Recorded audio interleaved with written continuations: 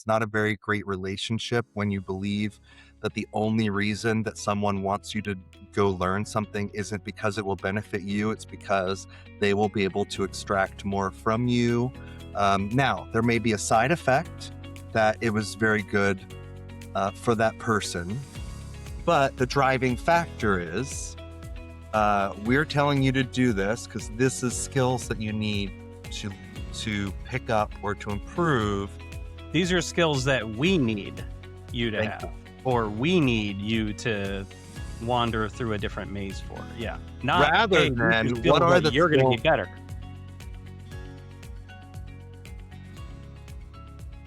Hello and welcome everyone to our Sandbox adventure, where we get to tangle with some of the world's mightiest questions, or maybe that's a little high reaching. I'm not sure.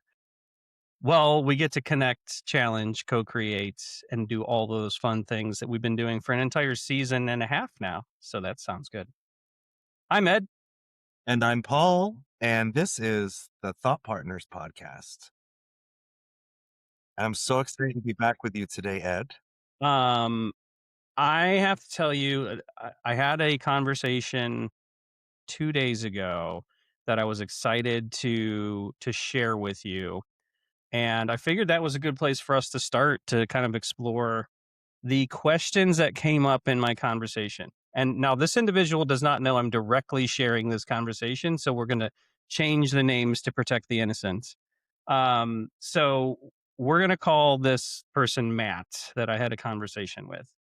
And said person said, "Hey, I work for a company and it's the time of year where we're hearing about professional development. I need to do professional development. I need to make a plan. I need to have some sort of direction. And by the way, you need to do all of that while still getting all of your work done and dedicating 5 to 10% of your week to this." So I have heard, and I've worked for organizations where this has been a thing. This is a major medical chain. I will tell you that this person works for, and they don't work in a patient-facing role where there's like CEUs and things they have to do. It's just professional development. So Matt was kind of like bouncing some ideas off of me and says, "I know that you formerly in your past life worked through professional development as part of your career. How the heck do you make that happen and still do the things you're supposed to do?" And so I had some thoughts and some things that I bounced off of him, but I wanted to just kind of set that table and get your initial impressions when I have that type of conversation. Have you had conversations like that with people? For sure. And thanks for asking. For many years, I was full-time professional development person across several organizations. And it is a familiar tune to hear that it's that time of year again. Um, because, a lot of work in general, but corporate work in particular is very cyclical. And sure, it's probably the time of year when folks are doing performance reviews and compensation adjustments, right? And so the topic always seems to surface again, professional development, as though it's like separate from any kind of learning or practicing that we would do to get better at something or to continuously seek improvements, even if they're just little, um, as if there's something about um, attending a workshop that presents you with someone else's framework um, is suddenly going to unlock something. And I think that's only true if the person actually does the hard part, which is applying what they've learned or a new way of looking at something or a new framework to the work that they do and to change something. And boy, oh boy, I think we've talked about how much humans love change. They love to change things. Humans Sure. love making new neural pathways and learning new things, don't they? I'm being No, completely. totally, absolutely. There's no sarcasm or no underlying tone there. Everybody loves to change things all the time. So it's interesting that you said that because you went right to, yes, it's great to ingest all of this or to interact with all of this, but you need to go that step to apply.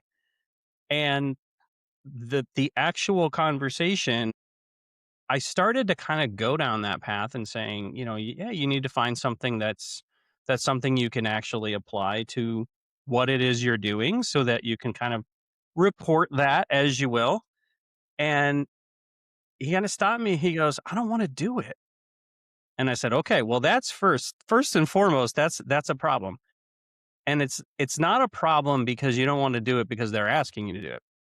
Said, well, what are you interested in? What are the things around? Like, why did you end up in the field that you're in?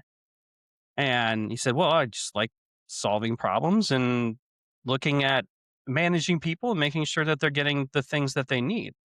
I said, okay, that's what you focus on. And you start to find things, people that are voices that sound like, hey, this is something that I could pick up, something I could learn from, something I'm interested in. If you're just doing it because someone else is telling you to do it, it's not going to go very far. It's just not. It's like when we were, when I was in a biology class back in high school, I didn't want to be there. I didn't care about the cell. I really didn't. I was there to either read my English books or to interact with the various parts of like the math end of the equation. So those were the things I was drawn to. The biology, I'm like, I don't want to be here. I don't want to read this textbook. But if we can reframe that, or if we can find a thread that we can going to one of your favorite phrases that we can pull on that actually has some sort of value to us. And I said something along those lines and I went, that's it right there. It's value, value.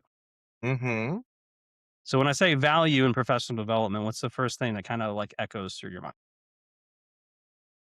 First thing that echoes through my mind as a business owner who runs a business where we are constantly seeking to figure out what the fair market value of an item might be is that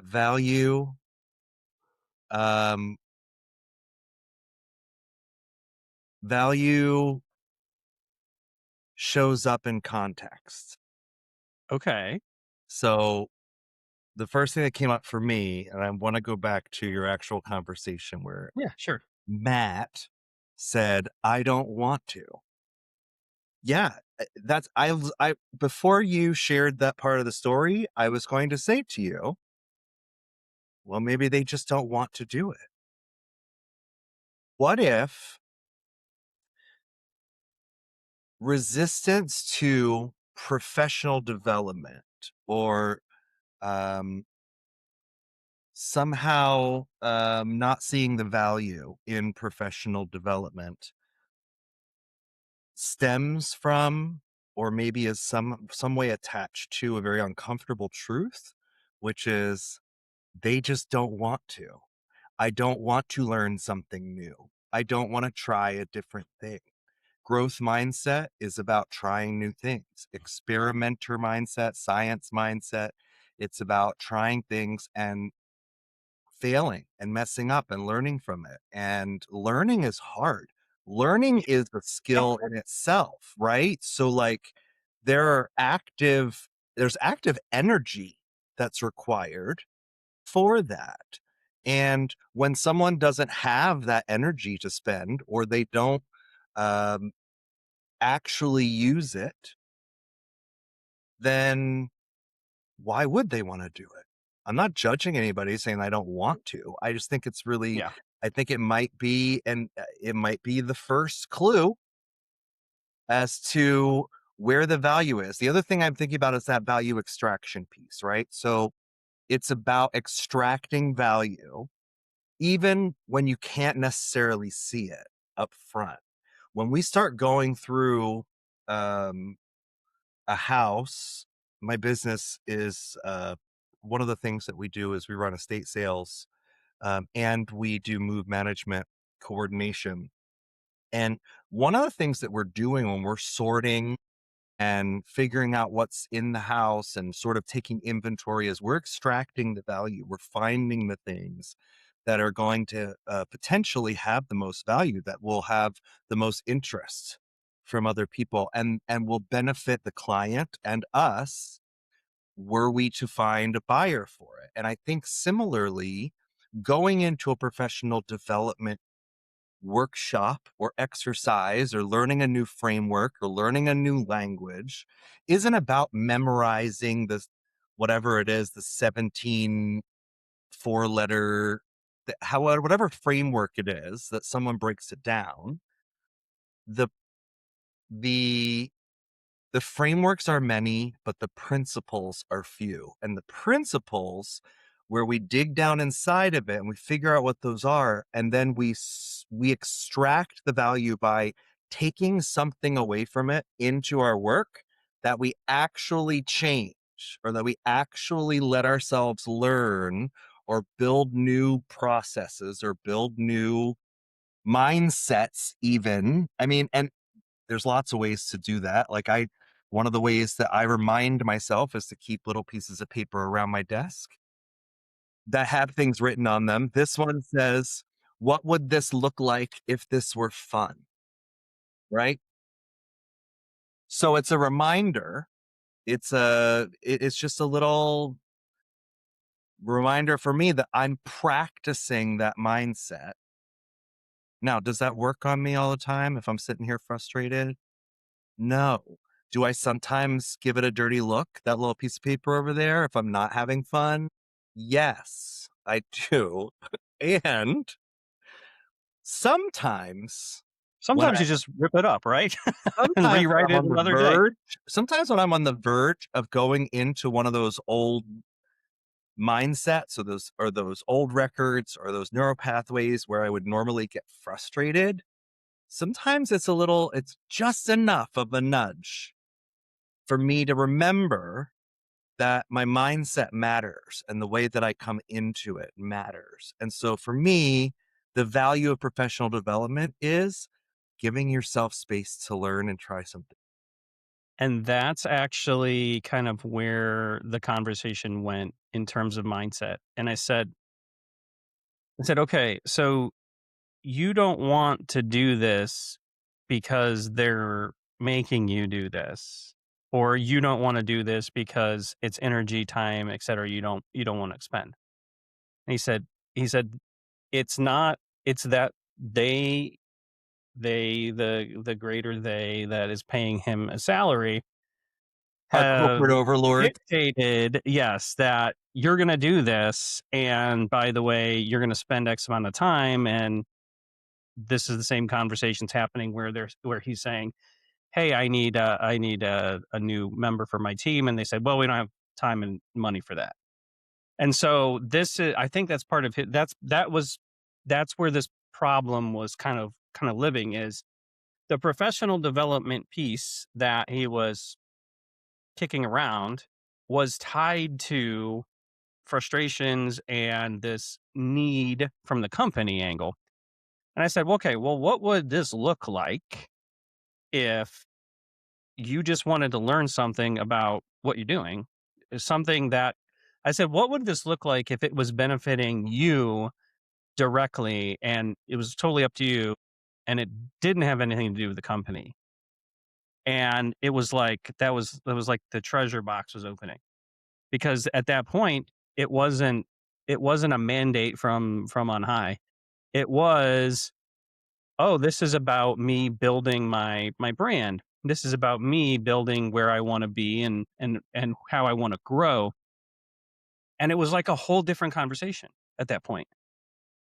And it was like that magic moment where it was like, well, take this, divorce this from the structure that you have associated with it. If you can, break it off and say, what is this for what it is? And then all of a sudden we had a whole different conversation. And it was like all of a sudden, all this was now a map that he wanted to engage with. And I said, it goes back to exactly what you just said, mindset. And if I And think about this as something I have to do, something that mom or dad want me to do, I don't want to do it. There is that inherent negativity. yes, and I knew the um, end was coming. I think that's something. There's something there for me about. Yes, it can be difficult to especially engage in or learn about something that A, you didn't have any particular interest in. B, you were told you have to go learn this. What what an incredibly motivating way to get humans to do something is to tell them that they have to do something Go that they learn don't have this any because I interest said so. right? Um, that I think that's a healthy reframe. That's another choice between either and or, right? For him to find and that I would argue that's extracting value. Like that repositioning, that reframing that you offered was to extract the value from the thing that you have to do because you were told to do it. Now, here's the other part that came up for me was that when I'm listening to stories like this, I often listen for signals. What else is going on here? What else is vibrating? What's causing this friction? What's causing this disharmony? And uh, there's something coming out for me about trust and trust between his employer, they, them, and what he does in his job. Like Matt is hearing that they want him to do this because they need him to do more, give more, do more with less. They need him to, they can't add headcount. And so they need him to upskill. There's a lot coming at him that can be perceived as just trying to extract even more, and that's not a very motivating way to show up to a professional development exercise. It's not a very great relationship when you believe that the only reason that someone wants you to go learn something isn't because it will benefit you, it's because they will be able to extract more from you. Now, there may be a side effect that it was very good for that person, but the driving factor is we're telling you to do this because this is skills that you need to pick up or to improve. These are skills that we need you to Thank you. have, or we need you to wander through a different maze for. Yeah. Not, Rather hey, these are than skills that you're going to be better. what are the things that he already brings to the table that he does contribute, that does add a lot of value? How are we maybe amplifying that? How might this now? It's also not up to them to tell him exactly how it's going to work out for him. It is still I've I've said many times over my years is that you own your own development. It is up to you. But the question is, if it's not resistance to learning in general, it's not resistance to professional development, but it's resistance because of who's asking them to or telling them to do it. And that's I think that's worth interrogating further. I think that would matter just as much as him making the most out of it. And part of the reason why he wants to make the most out of it is because if there's something else that he would rather be doing, a really good way to figure that out or to meet other people is to go through professional development exercises. Yeah. And that the heart of the conversation really started to beat at that point. And once it was, hey, what are you doing? If you reframe this as something for you, great. Do you have something that you have to do? Is there a certain did they tell you, "Hey, we need you to go do X," about Gen AI, for instance? That's a really popular one. It's just an easy one to pick. Um, and he said, "No." He goes, The second frustration that came as part of this conversation was they gave me no guidance other than go do it. And so that was actually I guess the heart of why he had reached out to me to begin with to have this conversation. He said, I don't even know where to start." And I kind of sat back and I said, "Okay, I can help you with that." I said, that's actually an easy, if you have like green pastures in front of you and you can go any of these directions." I said, the focus shouldn't be on what it is they want you to do, because they're not telling you, they just tell you to go do it and write it down on the paper.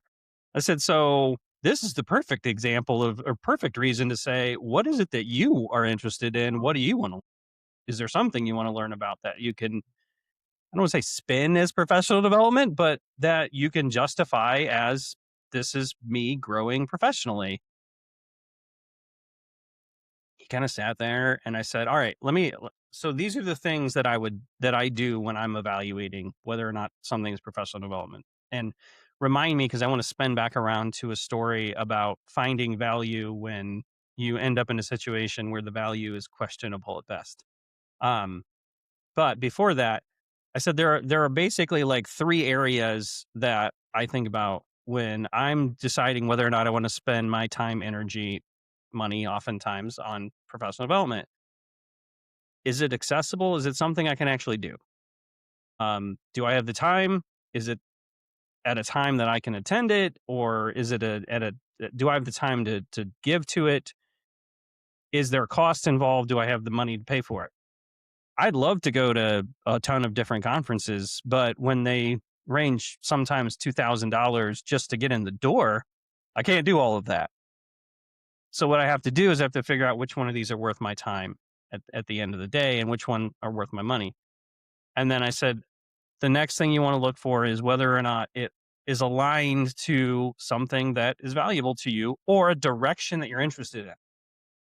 I said, you can talk about, you know, you can go learn about something that's Gen AI related, going back to that initial example. But if it's not A, interesting to you, or B, aligned to anything that you assign value to, it's going to be a slog. It's going to be difficult. Like if I just picked up an engineering textbook right now and I just started reading it, I don't know how much professional development I would get out of it, or a legal textbook. But if I go and I start reading about presenting, or I just went through a book, The Art of Explanation. That was fantastic. Professional development for me. It was a great book. And like those are, it was aligned to what I'm interested in business wise, direction, and the kind of that last piece was applicable. I said, can you do something with it afterward, or is it just, hey, I read that and that was cool? Because if that's the case, go pick up a Harry Potter book. I don't know. Pick up something that's enjoyable. That's different than I can actually do something with this. So I don't know if that rings anything, or you have Well, anything and you want to. there's a danger. There's something. Yeah, Um, there's something tricky there that I'm noticing in, even as you were talking about,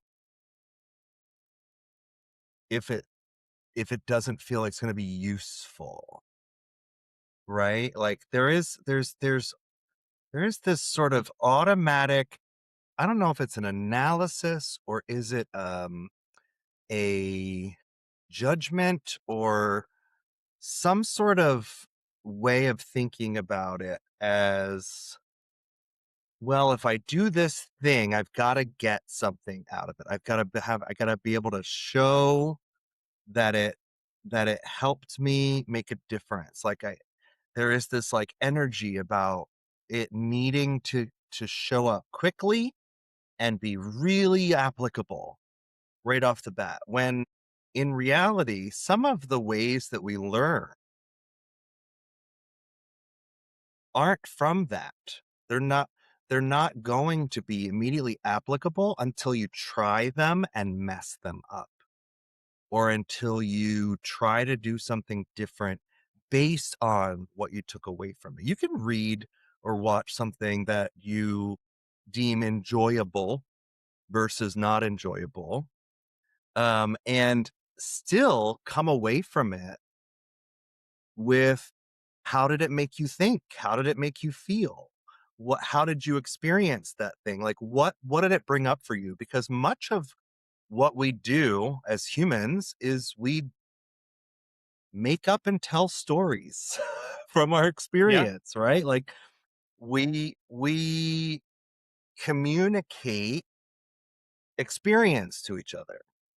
And so I think there is value, even if I went to a dud workshop, and I really didn't feel like I didn't learn anything new. I didn't get any practices. I didn't get any frameworks. Um, I don't know how to go back into work next week and like really articulate clearly how I'm going to apply this professional development experience that I had last week, as though I'm able to As though just there's a have the magic information. just yeah. No, it's about coming back after that experience and finding a way to embody or to learn something from it, to learn in the moment. And sometimes that comes from just reflecting on the experience and then going through life. And then one of the things that's jumping out to me is what we notice and give our attention to is the thing that actually blooms, that actually blossoms, that actually becomes something. And so if we do only focus on or pay attention to some of those some of those more negative feelings about the company requiring me to go professional development, you're going to find more of that. But when you focus your mindset on what can I get out of this, you'll find more of that. But not in a we don't have quick answers. And I want to make sure that I too, you can splice around and shorten my time if you want to, but I want to make sure that we're not totally bashing. I know that I sometimes make snide remarks about corporate America, and I'm not bashing corporate Yeah. America. I do I know. like, though, and oftentimes this is seen as bashing, but I do like to notice and acknowledge and accept and address any of the problematic parts that seem to form out of systems like that. And one of those is that, especially the bigger an organization gets, the more compliance comes into things. And there are things that we need to do to be compliant. And the only reason to do them is to be compliant, because that is what we're supposed to do, or that is what we've decided is the thing to do. And compliance is not the That's same what thing as legal said we have to do. That's what state regulators said we have to do. Yeah, sure. That's 100% about it. But the other end of that coin is when you do have a larger organization, they do have oftentimes a budget that says, "Hey, go to this conference. Hey, spend your time getting this certificate." And there is both ends of that. There's the positive, there's the negative, there's just that it's a spectrum, it's not an A or B. right. I just want to make sure that I was clear as I jokingly say, like, oh, he should interrogate that relationship. It's not even necessarily to say that they're doing anything wrong or bad. I'm loath to put anybody in that position. Um, and it's possible too that they have the best of intentions, and that Yeah, and that the fact that they're even contributing some of the some of the profits, not enough probably, but some of the profits towards acknowledging and addressing the fact that professional development is an important part of a business to grow and to be innovative and to have their team happy, healthy, and engaged, right? And so that acknowledgement that it's worth it, I think, is the thing, and that employees and people who are engaging with workplaces like this can hold on to the little bit of nugget that at least they see this as something that is worth doing. And what can I extract from it? What can I get out of it? What are the possibilities? And if I go to it and I don't know yet, sometimes just taking the time to reflect on it and talk to a thought partner about it might be enough needed to get some of those things starting to build some new neural pathways. And then maybe you weren't able to say what was so good about it right afterwards in the next week or two, but this time next year, you can reflect back on and see if there were behavior changes or improvements that came out of that experience. You can see a little bit better over time, I think. No, I agree with you, and I think you hit on a lot of the key kind of pieces that I hope he left the conversation feeling energized or feeling like, "Hey, this is a thing that they're asking me to do, but I get the opportunity to frame that and to drive that forward in a way that's gonna be valuable for my career, for my place in the realm, so to speak, for my even future possibilities." So I think that's actually I feel like that's where the conversation wrapped, and I did get a text afterwards saying, "Hey, thanks for just kind of bouncing that off, and I feel better about starting it now than the I have no idea where to start." So that was encouraging. It'll be interesting to see if I get any more text messages saying, "Hey, now I'm at X. What do I do?" Um, but you did hit on that with the thought partner piece and just bringing the people around us into the conversation and having a difficult conversation because I'm sure that was not an easy conversation to bring up. I think I was in the right place and I was the right person at that place for him to just kind of open up the floodgates. Yeah, that's So really great. for that. You are a pretty good thought partner, Ed. I must say so. I heard that. I Not, heard and I we don't should just say jump on that a just because I do a podcast with you. Of No, no, course. of course not. No. You did mention something though too, like that reminded me of the trust equation. So I Okay. pulled it up again real quick. Um, Credibility, reliability, and intimacy. Right? Are they credible? They know what they're talking about. Reliability, they're reliable. Intimacy, do they show care? Right? And but that's all divided by, and this is the big part of the equation I always point out to people is that, like, that's all great, but it's kind of the cost of entry. The divided by self orientation is the key. Who is oriented here? Who's centered?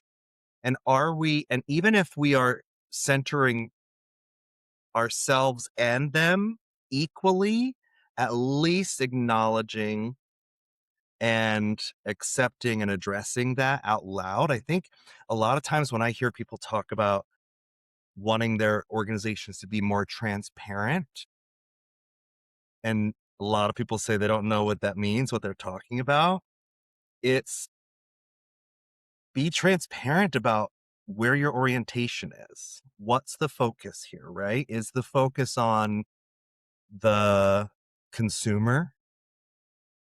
Is the focus on the employees? Is the focus on shareholders?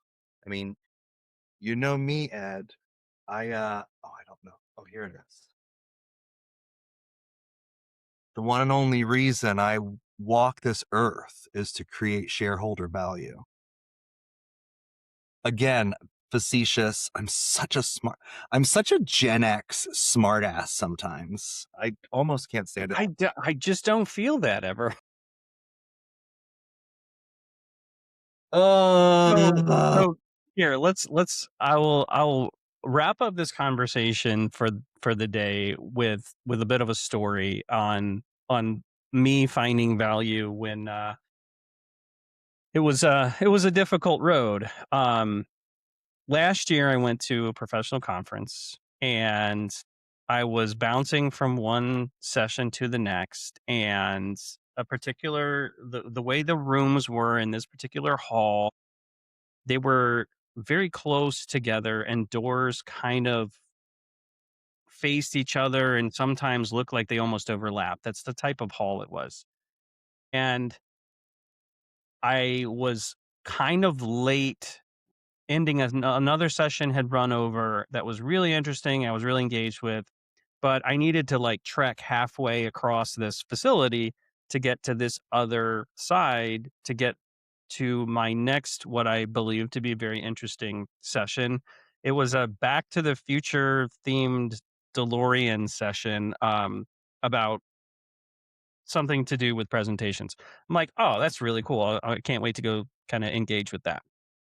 So at this point, by the time I get over to enter the new area, it's been like 3 or 4 minutes after the top of the hour, and these started at the top of the hour. So I'm late entering a session, which I don't like doing, but I'm like, "Oh, this is gonna be really engaging, can't wait." So I go in, and immediately I get the sense of something isn't right. I scan the room.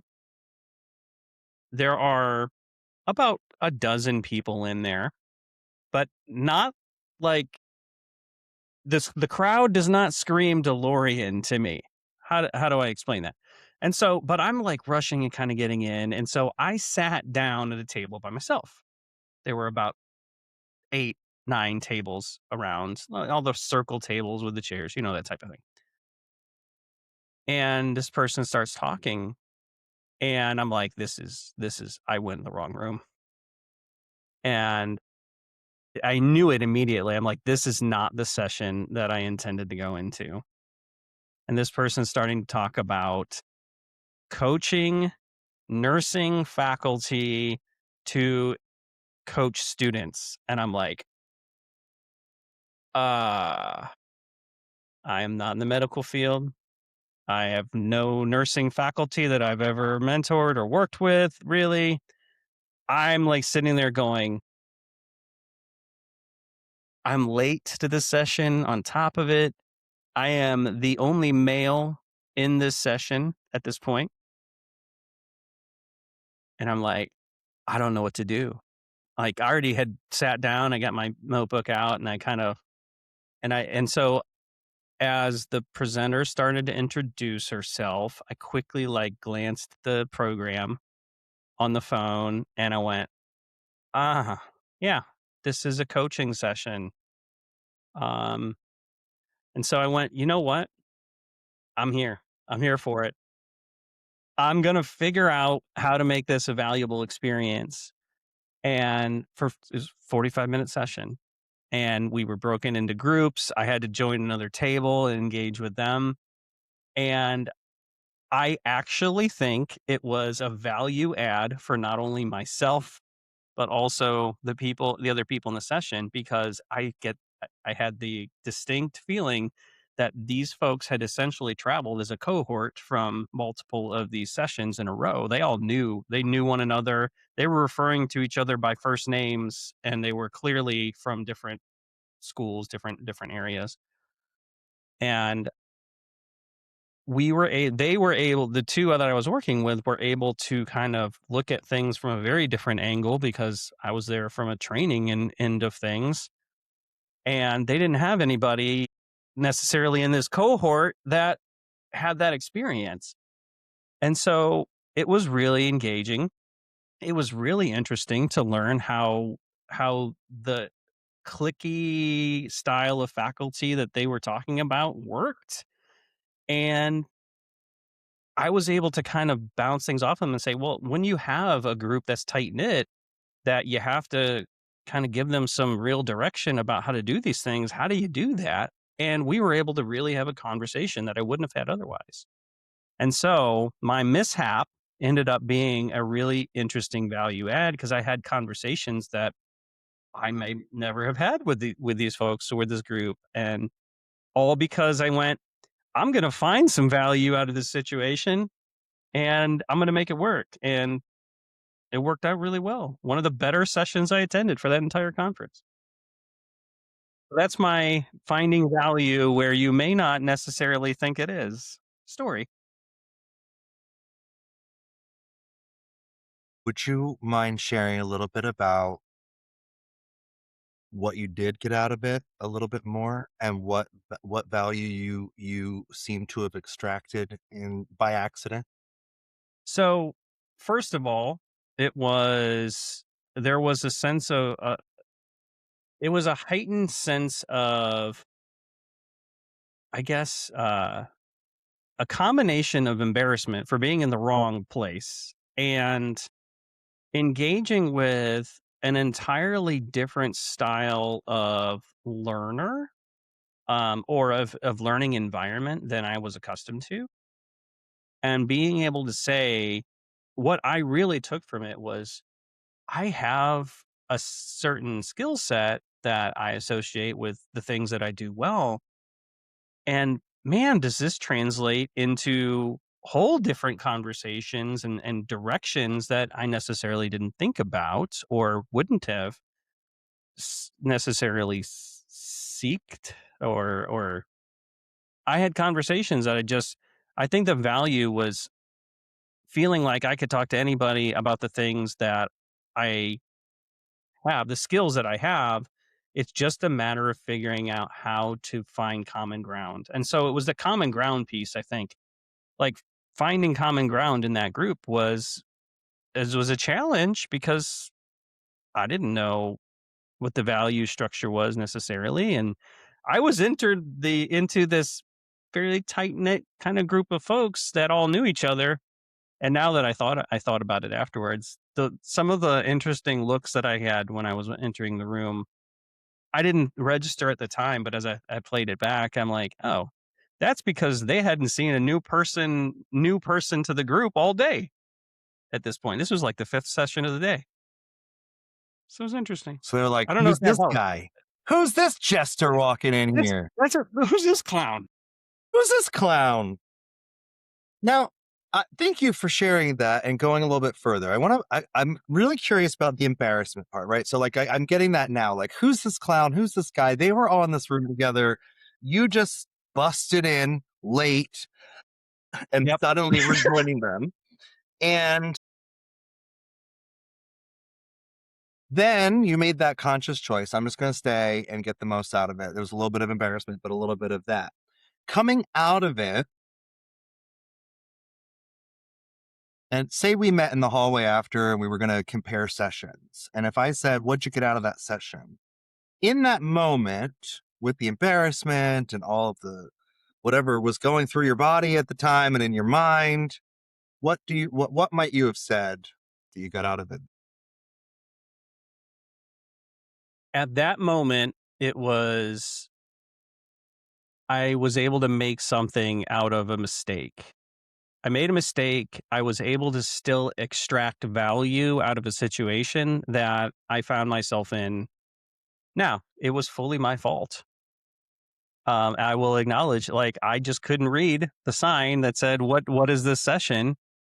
But it was also, I felt a, a bit of, I, I, I almost say pride about, hey, I'm in this situation. I'm going to make the best of it. And darn it, I made the best of it and found something valuable.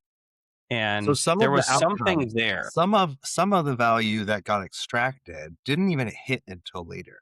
It was that confidence piece. It was upon reflection and thinking back on it and talking about it. I'm noticing this um energy that came from engaging with different styles and learners and Yep. Yep. environments and um this, I wanted to also say that with the whole them having been together, it's so interesting to me that they were talking about coaching and leading others who are in cliques when they were in a clique.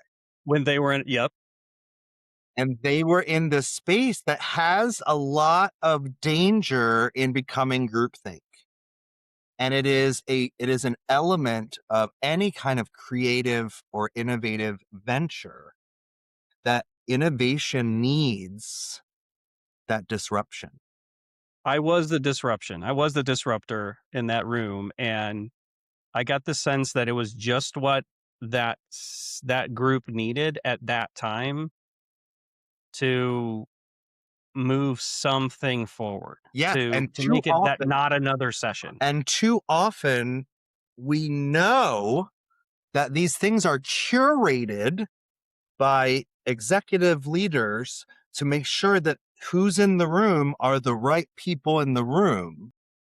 And that becomes very dangerous for innovation or creativity or even any kind of sense of finding a breakthrough, getting 10% better, however you want to approach outcomes that are attached to this. There is something about that confidence, that ability to see things from a different perspective, to reframe without being forced into like, what ideas can you come up with? And then we put people in the room who are all pretty much alike, and they can't come up with any other ideas, or the ideas are immediately evaluated.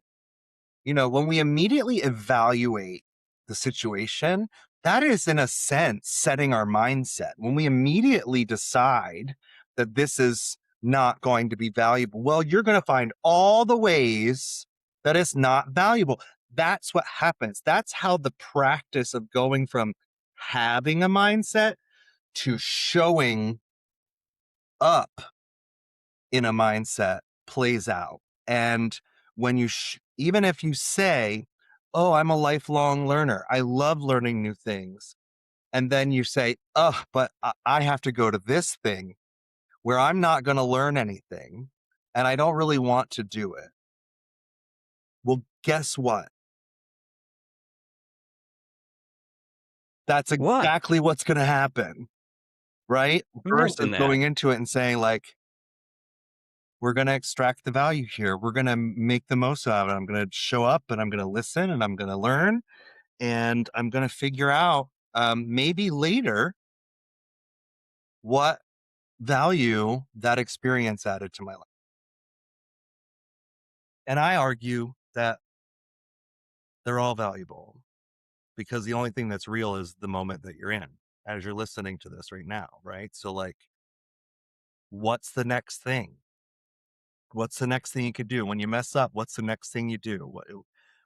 There's always, being present and mindful in the moment matters, to learning. And the reflection piece, I oftentimes learning activities, professional developments, um, they start with curiosity and then end with like, go try stuff. So we've talked at length about professional development.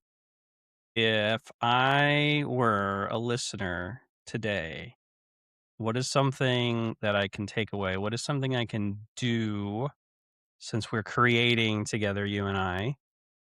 Think you already did it. I think you did it just a minute ago when you asked me at that moment if I had asked you what value you extracted, it would have been X. What would it have been?